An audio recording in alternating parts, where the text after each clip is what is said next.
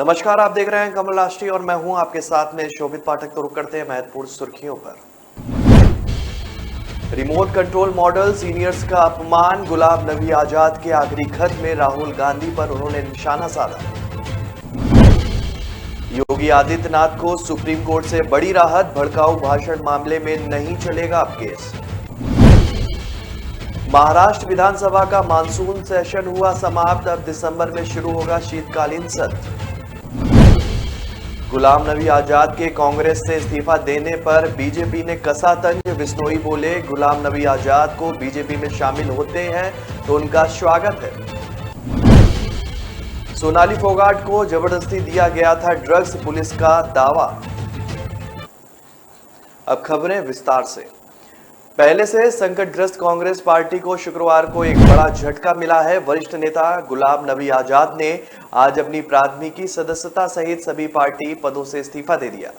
कांग्रेस अध्यक्ष सोनिया गांधी को लिखे 5 पन्नों के पत्र में उन्होंने कहा कि उन्होंने भारी मन से ऐसा किया है। कांग्रेस की अंतरिम अध्यक्ष सोनिया गांधी को लिखे गए गुलाम नबी आजाद के इस्तीफे के पत्र में उन्होंने लिखा कि बड़े अफसोस और बेहद भावुक दिल के साथ मैंने भारतीय राष्ट्रीय कांग्रेस से अपना आधा सदी पुराना नाता तोड़ने का फैसला किया है।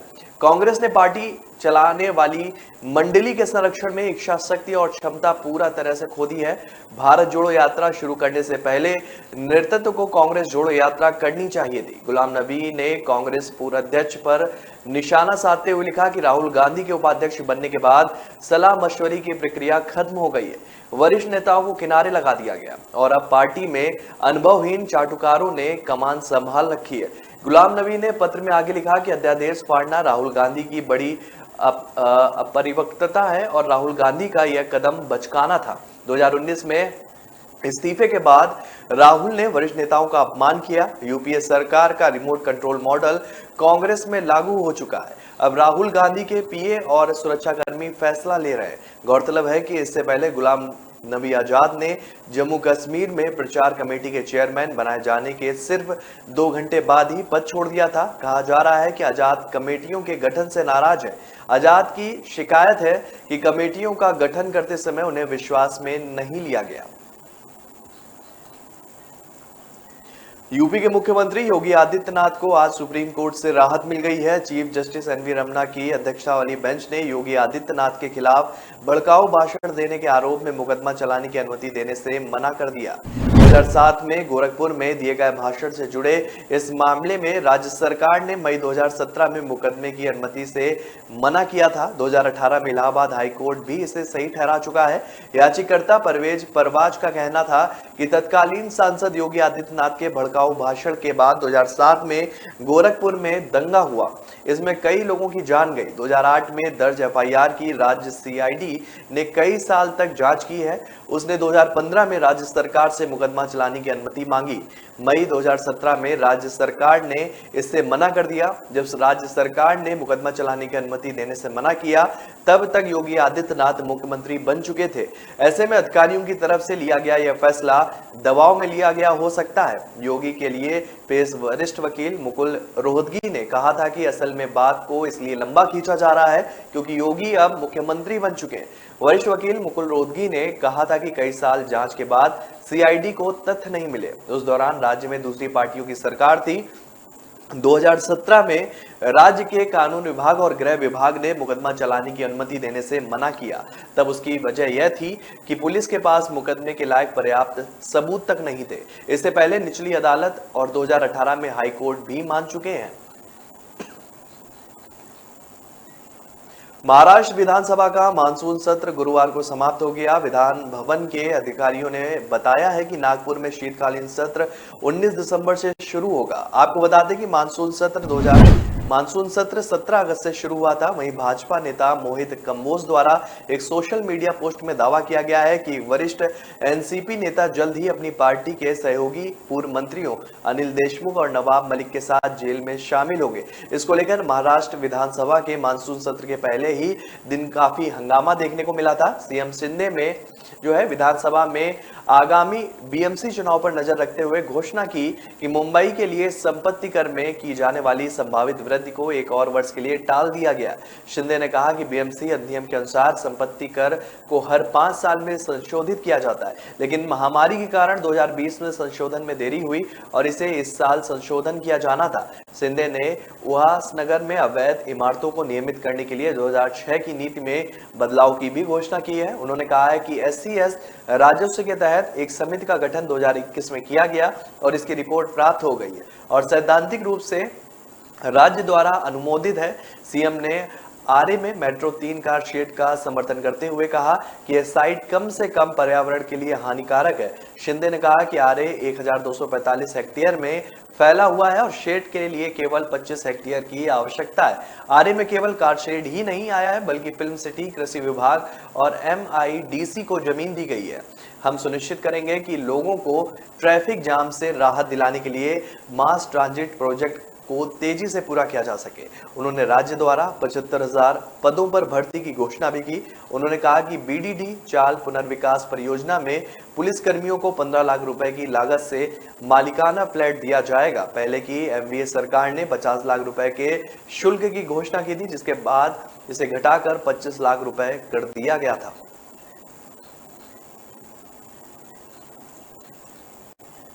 कांग्रेस के वरिष्ठ नेता गुलाम नबी आजाद ने आज पार्टी से इस्तीफा दे दिया। उन्होंने कांग्रेस से इस्तीफा देते हुए राहुल गांधी पर कई आरोप भी लगाए। हाल ही में कांग्रेस से बीजेपी में आए कुलदीप बिश्नोई ने गुलाम नबी आजाद को बीजेपी में शामिल होने का ऑफर तक दे डाला। कुलदीप बिश्नोई ने अपने बयान में कहा कि कांग्रेस इस समय एक आत्मघाती मोड़ से गुजर रही है। मेरा सुझाव है कि राहुल गांधी अपने अहंकार को अलग रखें। कुलदीप बिश्नोई ने कहा कि अगर गुलाम नबी आजाद को बीजेपी में शामिल होते हैं तो उनका स्वागत है। कुलदीप बिश्नोई ने कहा कि अगर पार्टी उनसे पूछे तो वह गुलाम नबी आजाद को बीजेपी में शामिल करने के लिए मना सकते हैं। आपको बता दें कि कभी कांग्रेस में रहते हुए कुलदीप बिश्नोई ने गुलाम नबी आजाद पर पार्टी तोड़ने का आरोप लगाया था।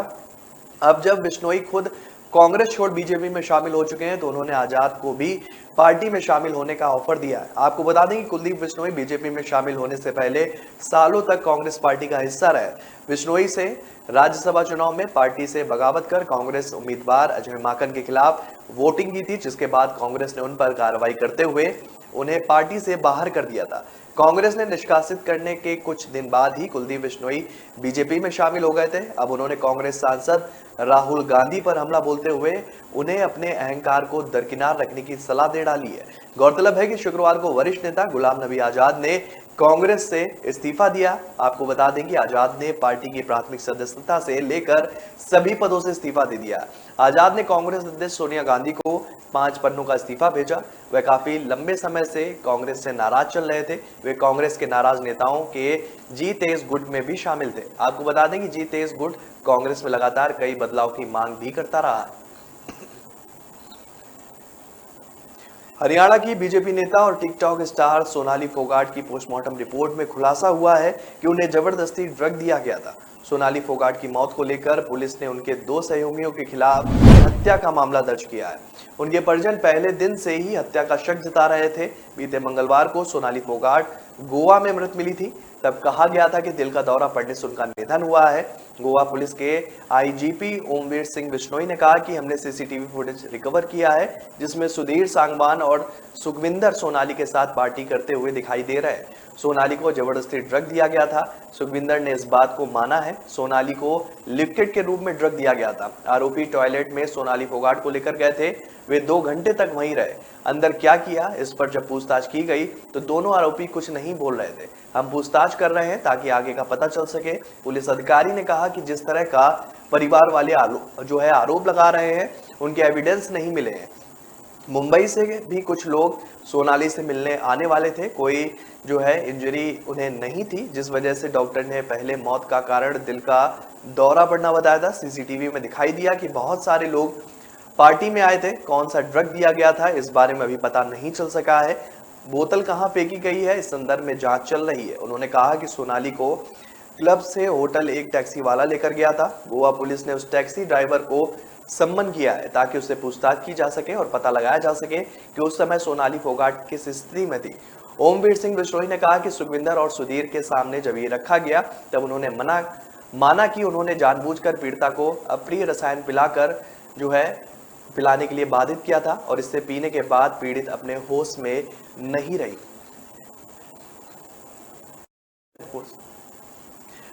तो रुकना एक छोटे से ब्रेक के लिए, ब्रेक के बाद जल्द हाजिर होंगे।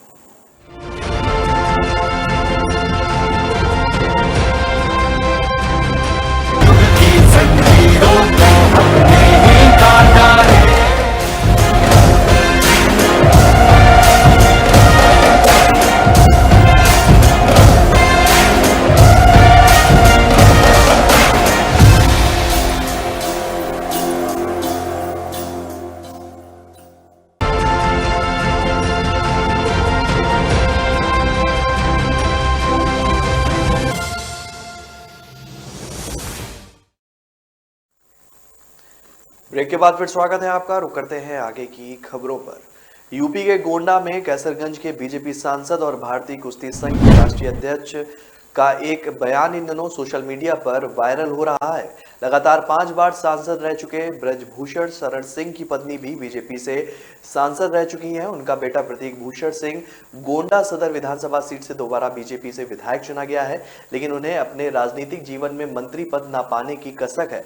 बीते 12 अगस्त को प्रतिभा सम्मान समारोह कार्यक्रम के दौरान जब मंच पर बीजेपी के कई विधायक, बीजेपी जिला अध्यक्ष और अन्य लोगों मौजूद थे, तो सांसद ब्रजभूषण शरण सिंह ने हंसते हुए कहा कि हमको मंत्री बनना लिखा ही नहीं है, मेरे हाथ में यह रेखा ही नहीं है, यह तो केवल शास्त्री जी के लिए है। आपको बता दें कि रमापति शास्त्री उन्हीं के गांव के रहने वाले हैं और बीजेपी के वरिष्ठ नेता हैं।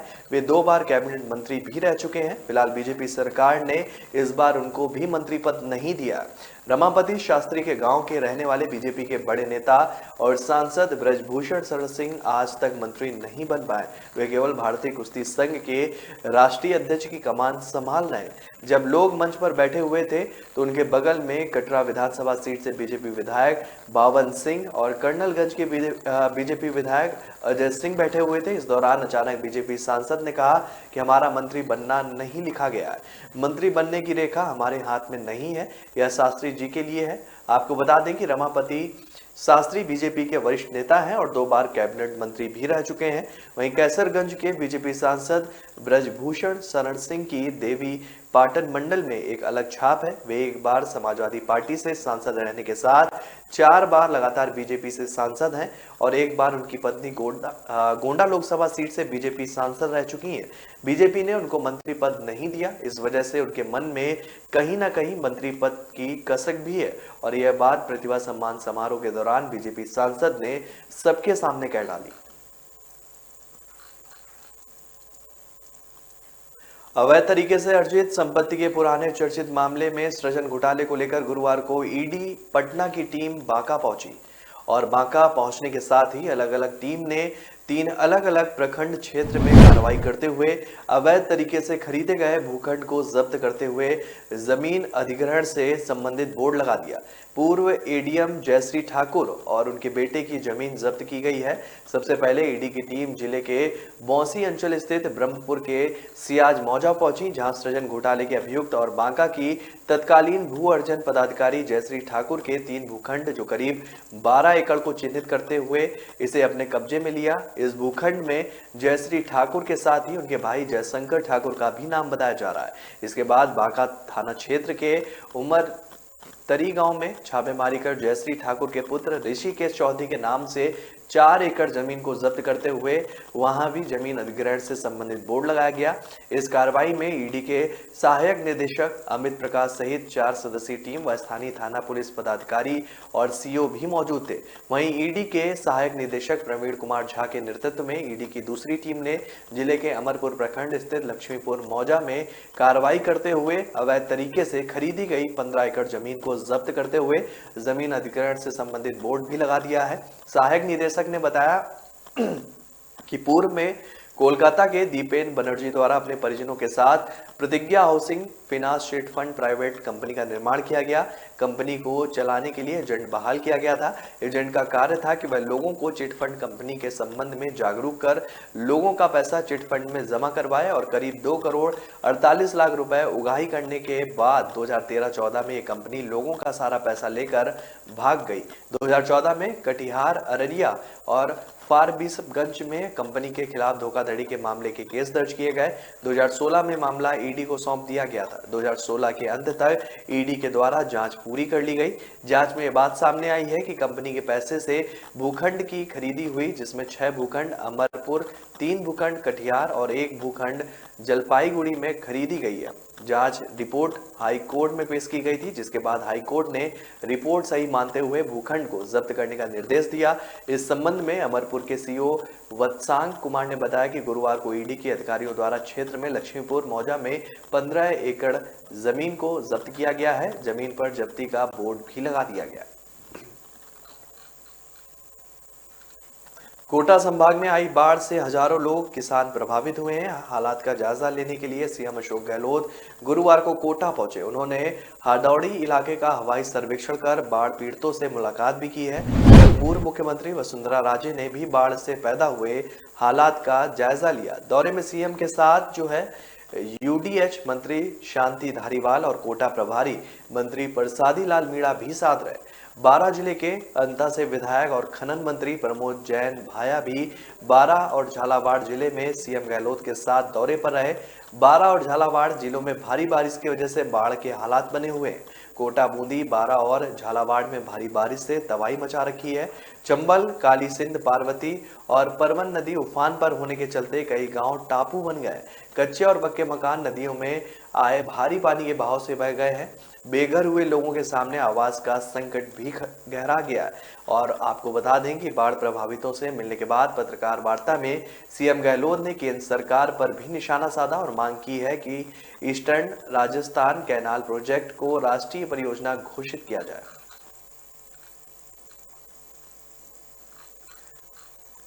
पैगंबर मोहम्मद पर विवादित टिप्पणी करने की आरोपी बीजेपी के निलंबित विधायक टी राजा सिंह को पीडी एक्ट के तहत गिरफ्तार कर जेल भेज दिया गया। लेकिन हैदराबाद का माहौल अभी भी शांत नहीं हुआ है। एक तरफ टी राजा सिंह के बयान से खिन्न जनता उनके खिलाफ प्रदर्शन कर रही है, तो वहीं विधायक के जेल भेजे जाने पर उसके समर्थक भी सड़क पर उतर आए। आज जुम्मे की नमाज है, इसलिए इसके कुछ घंटे पहले एआईएमआईएम प्रमुख असदुद्दीन ओवैसी ने हैदराबाद में शांति बनाए रखने की अपील जनता से की है। शहर में भारी तनाव और जुम्मे की नमाज को देखते हुए अतिरिक्त सुरक्षा बलों की तैनाती भी की गई है, ताकि किसी भी अप्रिय स्थिति से निपटा जा सके। टी राजा सिंह को इस बार पीडी एक्ट के तहत गिरफ्तार किया गया है। पीडी एक्ट 1950 में लागू हुआ था। पीडी एक्ट का मतलब प्रिवेंटिव डिटेशन यानी कि नजरबंदी, एहतियातन हिरासत। इस एक्ट के तहत पुलिस किसी व्यक्ति को कारण बताए बिना इस संदेह में गिरफ्तार कर सकती है कि वह अपराध कर सकता है या उसमें भागीदार हो सकता है। इस एक्ट के तहत गिरफ्तारी में व्यक्ति को 24 घंटे के भीतर मजिस्ट्रेट के सामने पेश करना जरूरी नहीं होता है। इससे पहले टी राजा सिंह को पैगंबर मोहम्मद पर विवादित टिप्पणी के मामले में गिरफ्तार किया गया था, लेकिन उनके खिलाफ लगी कथित कमजोर धाराओं की वजह से वह जमानत पर छूट गए थे। इसके बाद उनकी फिर से गिरफ्तारी की मांग उठी थी। तेलंगाना की मंगलाहाट पुलिस ने टी राजा सिंह को पीडी एक्ट के तहत गिरफ्तार कर चेरियापल्ली स्थित सेंट्रल जेल भेज दिया है। झारखंड में एक बार फिर मुख्यमंत्री हेमंत सोरेन के सियासी भविष्य को लेकर अटकलें चल रही हैं और माना जा रहा है कि वे जल्द ही मुख्यमंत्री पद से इस्तीफा दे सकते हैं। अगर ऐसा होता है तो ये झारखंड के 22 सालों के इतिहास में 11वीं बार होगा जब मुख्यमंत्री अपना कार्यकाल पूरा नहीं कर सका, जबकि इतने सालों में केवल एक सीएम हुए हैं जिन्होंने अपना कार्यकाल पूरा किया है। बीजेपी सरकार के दौरान सीएम रहे रघुवर दास ही अपना कार्यकाल पूरा कर सके। ऐसे में अब तक झारखंड के मुख्यमंत्रियों पर एक नजर डालते हैं तो 15 नवंबर 2000 को झारखंड के गठन के बाद जो है यहाँ बीजेपी सरकार में बाबूलाल मरांडी को पहली बार राज्य की कमान मिली थी। वे नवगठित झारखंड के पहले सीएम भी हैं। हालांकि वे अपना कार्यकाल भी पूरा नहीं कर सके, उन्हें आंतरिक विरोध के कारण मुख्यमंत्री का पद छोड़ना पड़ा था। इसके बाद 18 मार्च 2003 को बीजेपी ने अर्जुन मुंडा को राज्य की कमान सौंपी। साल 2005 में यहां विधानसभा चुनाव हुआ और बीजेपी को बहुमत नहीं मिला। 2005 में यहां झारखंड मुक्ति मोर्चा के शिबू सोरेन पहली बार राज्य के सीएम बने, लेकिन वे बहुमत साबित नहीं कर पाए। इसके बाद बीजेपी से अर्जुन मुंडा दूसरी बार राज्य के मुख्यमंत्री बने। अर्जुन मुंडा करीब अगले 1.5 साल तक राज्य के मुख्यमंत्री बने रहे। 18 सितंबर 2006 को मधु कोड़ा झारखंड के पहली बार सीएम बने। हालांकि उनके कार्यकाल का अभी 2 साल भी पूरा नहीं हुआ था, तभी उनका इस्तीफा देना पड़ा उनको। जिसके बाद 28 अगस्त 2008 शिबू सोरेन दूसरी बार राज्य के सीएम बने, लेकिन फिर 6 महीने में कम वक्त से ये सरकार गिर गई। 19 जनवरी 2009 को झारखंड में पहली बार राष्ट्रपति शासन लागू हुआ। इस दौरान 2009 में झारखंड में विधानसभा चुनाव हुआ, लेकिन किसी भी दल को स्पष्ट बहुमत नहीं मिलने के कारण पुरानी ही स्थिति बनी रही। ये 29 दिसंबर 2009 तक जारी रहा। 30 दिसंबर को राज्य की बागडोर शिबू सोरेन ने संभाली, लेकिन इस बार भी वे अपने कार्यकाल का 6 माह भी पूरा नहीं कर सके। 31 मई को शिबू सोरेन ने अपने पद से इस्तीफा दिया और 1 जून 2010 को झारखंड में दूसरी बार राष्ट्रपति शासन लागू हुआ। 10 सितंबर 2010 को झारखंड में राष्ट्रपति शासन खत्म हुआ और बीजेपी के अर्जुन मुंडा फिर से राज्य में मुख्यमंत्री बने, लेकिन 18 जनवरी 2013 को फिर से राज्य में राष्ट्रपति शासन लागू हो गया। अब 13 जुलाई 2013 को जब राष्ट्रपति शासन खत्म हुआ तो हेमंत सोरेन पहली बार मुख्यमंत्री बने। 23 दिसंबर तक उनका कार्यकाल जारी रहा। इसके बाद यहाँ विधानसभा चुनाव हुए। इस बार विधानसभा चुनाव में बीजेपी गठबंधन को यहाँ पूर्ण बहुमत मिला और राज्य में पहली बार एक ही सरकार के पूरे 5 साल जो है उसने पूरे किए। तो रुक रहे हैं छोटे से ब्रेक के लिए। ब्रेक के बाद जल्द हाजिर होंगे।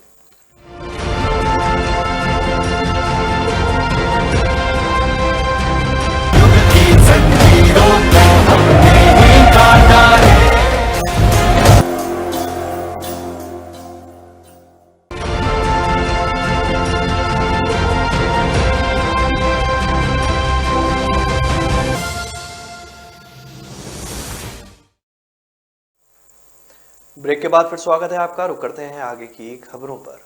राजधानी पटना के डाक बंगला चौराहे पर 22 अगस्त को 7वें चरण के शिक्षक अभ्यर्थियों ने नियुक्ति मांग को लेकर प्रदर्शन किया था। इस दौरान एडीएम के सिंह ने अभ्यर्थी अनिसुर रहमान को लाठी डंडे से काफी मारा था, जिससे वह गंभीर रूप से जख्मी हो गया था। इस बीच अनिसुर रहमान ने तेजस्वी यादव को सुझाव दिया है।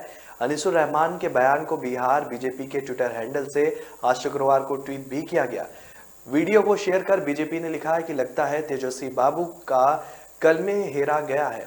क्या सुनिए रोजगार मांगने पर लाठी खाने वाले युवक की जुबानी।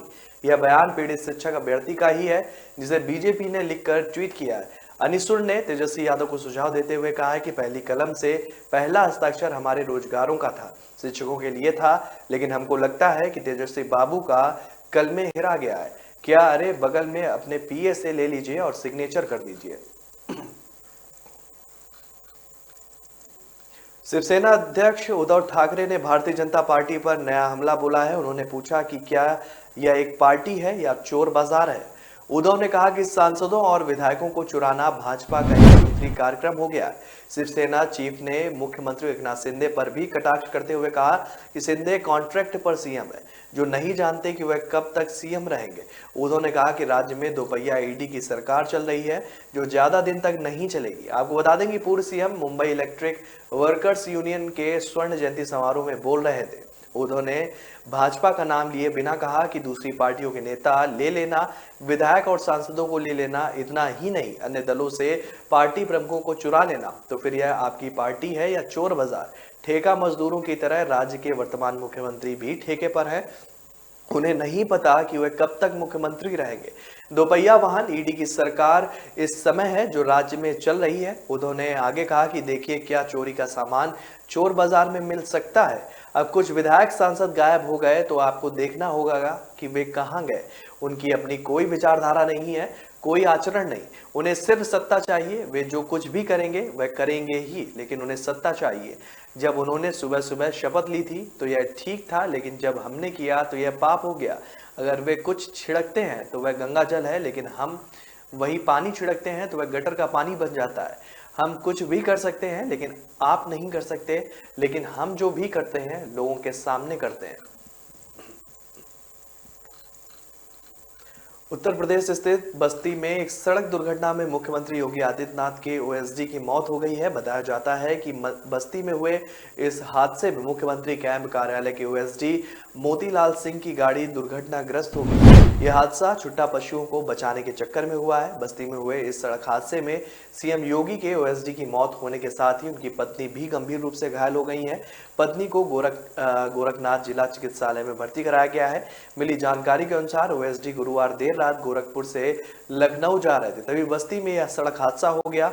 बस्ती में यह हादसा नेशनल हाईवे खजौला के पास हुआ है। वहीं ओएसडी मोतीलाल सिंह की सड़क हादसे में मौत होने पर मुख्यमंत्री ने शोक भी जताया। सीएम योगी के कार्यालय द्वारा किए गए ट्वीट में बताया गया कि सीएम योगी आदित्यनाथ ने मुख्यमंत्री कैंप कार्यालय गोरखपुर के मोतीलाल सिंह के सड़क दुर्घटना में दुखद निधन पर शोक प्रकट किया है। महाराज दिवंगत आत्मा की शांति की कामना करते हुए शोकाकुल परिजनों के प्रति अपनी संवेदनाएं उन्होंने व्यक्त की हैं। देश भर के कई राज्यों में भारी बारिश और बाढ़ से लोगों का हाल बेहाल है। पहाड़ों पर तबाही मचाने के बाद उफनती नदियां मैदानी इलाकों में कोहराम उन्होंने मचाया हुआ है। खासकर यूपी में इन नदियों का रौद्र रूप भी सामने आया है। गंगा यमुना नदी के किनारे बसे लोगों के आशियाने उजड़ रहे हैं। गंगा और यमुना नदी के बढ़ते जलस्तर की वजह से यूपी के कई शहरों में दहशत का माहौल बन गया है। संगम नगरी प्रयागराज में गंगा और यमुना दोनों ही नदियों का जलस्तर एक बार फिर से तेजी से बढ़ने लगा। यहाँ दोनों नदियों का जलस्तर तकरीबन 3 से 4 सेंटीमीटर प्रति घंटे की रफ्तार से बढ़ रहा है। यूपी में नदियों का जलस्तर बढ़ने से गंगा किनारे कई इलाकों में बाढ़ का पानी तक घुस गया है। वहां की सड़कें, रास्ते सब पर पानी का कब्जा हो गया है। कई मोहल्लों में बाढ़ का पानी घरों में घुसने लगा है और इससे लोगों को खासी दिक्कतों का सामना तक करना पड़ रहा है। आपको बता दें कि ग्रामीण इलाकों की बात की जाए तो कई गांवों का संपर्क शहरों से टूट गया है। हालात बिगड़ते देख एनडीआरएफ और एसडीआरएफ को भी बुला लिया गया है। बाढ़ का सबसे ज्यादा असर संगम और उसके आसपास के इलाकों में देखने को मिल रहा है।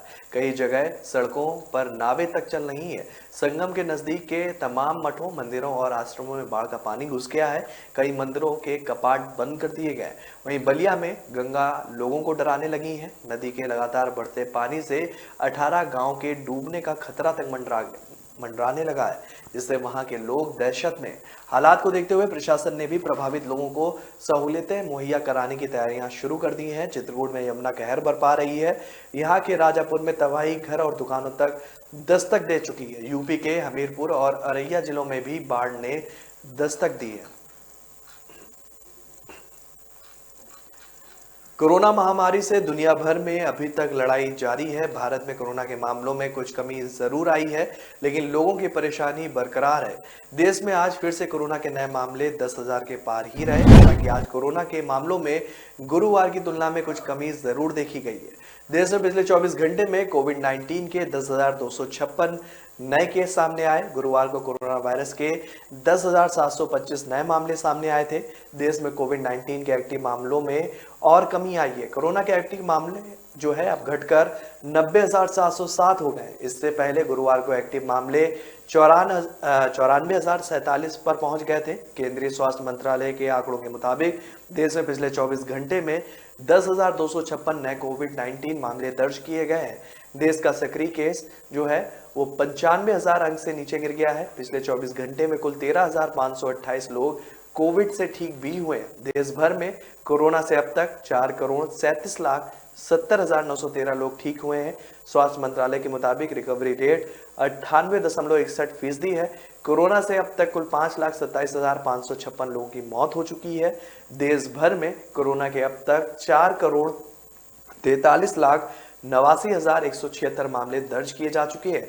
देश में अब तक 88.43 करोड़ से अधिक कोविड टेस्ट किए गए हैं, जिसमें से पिछले 24 घंटे में 4,22,322 टेस्ट किए गए। कोरोना टीकाकरण अभियान के तहत अब तक 211.13 करोड़ से अधिक कोविड-19 के टीके की खुराक जो है वो लोगों को दी जा चुकी है। तो फिलहाल इस बुलेटिन में मेरे साथ इतना ही। आगे की खबरों के लिए आप बने रहिए कमल राष्ट्री के साथ। तब तक के लिए नमस्कार।